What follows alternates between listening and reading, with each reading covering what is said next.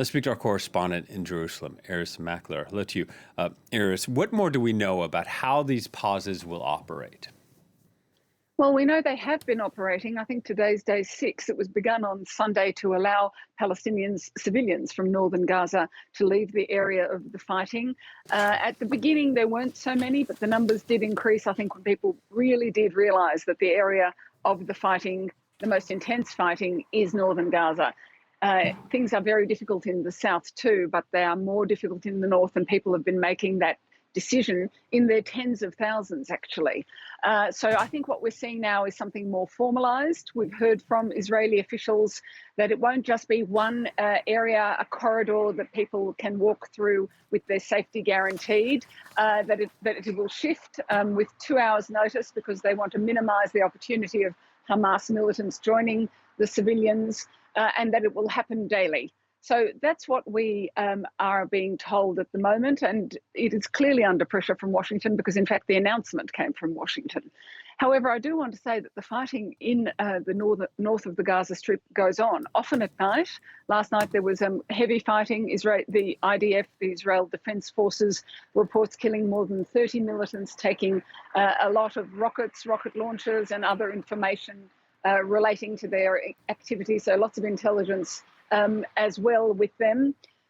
So that goes on, and the fighting has been in an area that Israel calls the security quarter, between the Al-Shifa hospital and the Shati refugee camp, both of which Israel regards as Hamas strongholds. I have to say that within the last half hour, I have been seeing reports of attacks on the Al-Shifa hospital, the largest hospital in Gaza, but I can't confirm what's happened there. I've even seen the World Health Organization more or less saying the same thing. Reports coming in, no details yet available.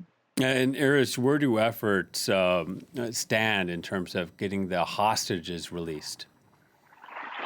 We saw yesterday the release of a hostage video. So 2 Israeli hostages held by Islamic Jihad, another militant group that's believed to hold about 50 hostages. They said they would release them as a humanitarian gesture, but that was more than 12 hours ago now, and we still haven't seen a release of these 2 people, a 77-year-old woman and a 13-year-old boy, both believed not to be in good health.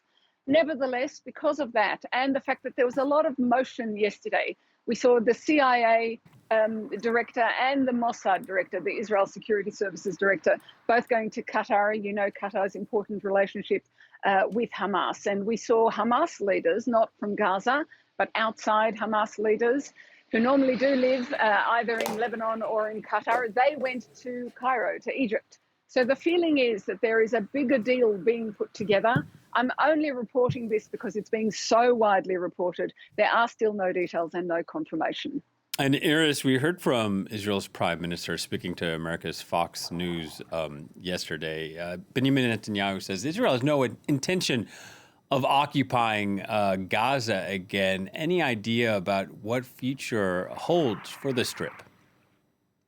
That is America's question, and everybody has a slightly different answer. In Israel, or its current Prime Minister says we do not want to occupy it. The Palestinian Authority, which has been put forward by Washington as its solution, says, yes, we will step in.